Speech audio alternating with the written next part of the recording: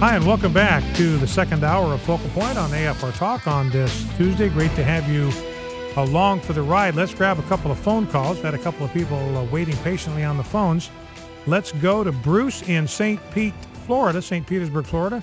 Bruce, welcome to Focal Point with Brian Fisher. What's on your mind? Great show. Thank you.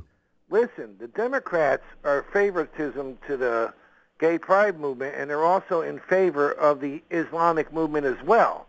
Now, if Obama does try to turn this into an Islamic nation, which I think he's doing, they could be walking into the biggest mass genocide since World War II with the Jews. What happens to the homosexuals in the Islamic countries? Well, that's what's hard to understand about homosexual activists, because they're just not thinking clearly. They're not thinking objectively. And I think it's because for them, the reason they are aligned with hardcore Islamists, defend them, support them, will never criticize them, is because they share a common enemy. The secular fundamentalists hate America as it was founded and American values just as much as Muslims do, as devout Muslims do.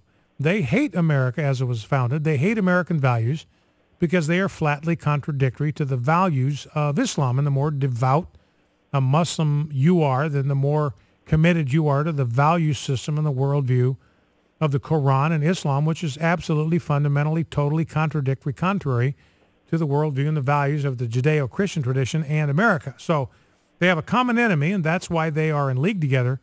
But I think, you're right, Bruce. In Muslim countries, they actually execute homosexuals. Now, as a Christian, I'm not in favor of that. I want them to get help. It's like somebody that's on drugs. I don't want them put to death. I want them to get free. It's a form of addiction. I want to help them get free. That's what we want to do. That's our orientation. But in Islamic countries, they just cut your head off. Absolutely. If you're involved in homosexuality. And so for the homosexual activists to be in league with them, it really doesn't make any sense. All right, Bruce, listen, thank you for the call. By the way, over in Russia, they're not fooling around. They are getting ready to enact a new law that would make it illegal for same-sex couples to adopt Russian children. This is going to have a real impact on countries like America, because we have a lot of couples from America that go to Russia and they adopt children. And Russia is going to say, we are not going to adopt any of our children into same-sex households. Not going to happen. We're not going to adopt any of our Russian children into single-parent households. In other words, Russia, this is the weird thing, Russia, communist Russia, is farther along in understanding the importance of children growing up in two-parent families than the United States is. We played that soundbite from President Obama Saturday talking about how dads have an irreplaceable role. There's no substitute for the love and the role of a father. And then turns right around and wants to put as many kids in lesbian households as he possibly can. So that's not even consistent with what he himself said. Well, let's go to Robin in Hickory, North Carolina. Robin, welcome to Focal Point. What's on your mind? Yes, Robin, are you there? Hi, Brian. How are you? I'm doing good. How are you? I'm fine. Earlier today, I think it was on Today's Issues, someone was filling in for Tim because he's gone to Israel. To Washington, D.C. Yeah, probably Ed the Tagliano. Well, no, I think it was maybe John Stonestreet and Ray Pritchard. Yeah. They had a guy on there talking about, they asked him to tell them the good things and the really bad things in the immigration bill, and he said that really there was nothing good in it. Mm-hmm.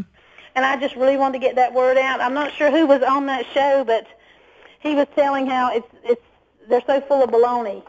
The things where they're going to pay back taxes, he said that's going to be a moot point because the IRS already declares you have to pay back taxes, and they're illegal, so they won't be declaring that, so they won't have to pay back taxes. There's not going to be any enforcement if they have a job right now and they get turned down from that, from get granted amnesty. As long as they keep that same job, they can't ever go back and check their paperwork again. And I'm not sure who that guy's name was, but I think that your readers, I think it might have been Steve Camarado from the Center for Immigration Studies. It was somebody named Steve, I'm sure. Yeah. And I just wanted to get that word out. You may have done it earlier on your show. I just now got started listening. Yeah, well, we have talked about it, and what you heard is exactly right. I'm telling you, ladies and gentlemen, there is nothing redeeming in this immigration bill. Not one single solitary thing is good about this bill. Not one. The whole thing ought to be just ash-canned. And, of course, that's what we're hoping. Louis Gohmert, who's one of my heroes up there in Capitol Hill, he's in charge of the House Judiciary Committee. And, of course, this immigration bill might get through the Senate, as flawed as it is. But it's not going to get through the House. And Louis Gohmert and others may just wind up trapping that thing in the House Judiciary Committee. In other words, if they don't release a bill to go to the House floor, it doesn't go. It's got to go through the House Judiciary Committee first. And Louis Gohmert is absolutely dead set against this thing, so it may not see the light of day. Listen, I appreciate the call, Robin. Thank you for making us aware of that. And while we're on that subject of Democrat politics, I want to see if I can find this. It was a story that I had in the stack from yesterday, so let me see if I can go find it. And when I came across the story over the weekend, the light went on about why Democrats are so committed to amnesty. Now, all I've got to do is find that story somewhere, and I'm not sure if I'm going to be able to track it down exactly. But here's the point of the story. I can remember the basic details of it. It was a study, it was an article on the fertility rates among Republicans and the fertility rates among Democrats. And what this researcher discovered is that, here it is, from Human Events, right on the top of the stack from yesterday. And this is interesting because it explains, I think, why Democrats are pushing amnesty so hard. Here's a piece in Human Events by Mark LaRochelle. And here's his point, that in terms of fertility, by fertility, the number of children per woman, in terms of fertility, the GOP has a lead over the Democrats among white women and among younger women at all levels of income and education, and this Republican fertility advantage is growing. This is information from Arthur C. Brooks, who's a researcher at Syracuse University and president of the American Enterprise Institute.